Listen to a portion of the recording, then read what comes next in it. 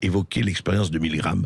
Je voudrais qu'on la rappelle pour les éditeurs parce qu'elle a été capitale, cette expérience-là. Tout à fait. Elle fait partie d'une série d'expériences dans les années 50 et 60, mais fondamentalement, on voulait explorer justement pourquoi les gens avaient collaboré, pourquoi des bons pères de famille avaient pu collaborer avec l'horreur nazie. Et en fait, donc Milgram avait testé la soumission à l'autorité, et pas n'importe quelle autorité, l'autorité scientifique. Donc il avait pris quelqu'un en blouse blanche, et il disait à ses sujets, voilà, vous avez un petit bouton, vous envoyez une décharge électrique à un patient, à un sujet qui est derrière la vitre. Donc un patient humain, hein, oui, c'est pas un cobaye animal, quoi. Tout à fait. Et donc cet humain, si jamais il répond mal à telle ou telle question, vous allez lui envoyer une décharge électrique. Il y avait tout un niveau de décharge, notamment des décharges quasi mortelles. Et c'était ça l'expérience. Le vrai testé, c'était pas le pauvre gars derrière la vitre qui se prenait des décharges électriques, c'était bien sûr la personne qui appuyait sur les boutons. Qui étaient les fausses décharges électriques. Il faut préciser qu'on n'était pas en train de les torturer. Alors absolument, le type derrière la vitre, en fait, c'est un acteur. Il voit juste un bouton lumineux qui lui dit ce qu'il doit jouer, s'il doit jouer la douleur absolue ou bien simplement une petite gêne.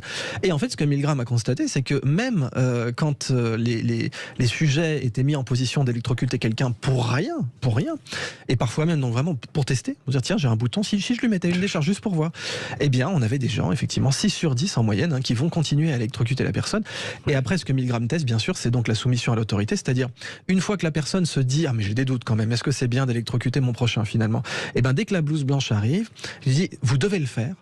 Ou qu'elle dit, donc il y avait toute une série d'escalades. La blouse blanche commande. Elle a une blouse blanche, c'est l'autorité. Mais justement, il y avait une série de niveaux, c'est-à-dire il y avait vous devez le faire, il y avait j'assumerai toute responsabilité, c'était le niveau au-dessus, et il y avait vous n'avez pas le choix, vous devez le faire. Ça c'était le dernier niveau. Vous n'avez pas le choix, vous devez le faire.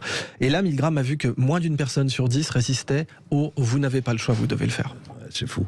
Et alors, il y a eu, c'était dans les années 50, 60, que vous dites, donc des décennies ont passé, et en fait, on est toujours, grosso modo, dans cette acceptation. Oui, parce que cette expérience n'est pas assez connue. Alors heureusement, elle l'est de plus en plus. Il y en a d'autres. D'ailleurs, des expériences de psychologie montrent que quand les gens ont une culture de ces expériences, ils y sont moins sensibles.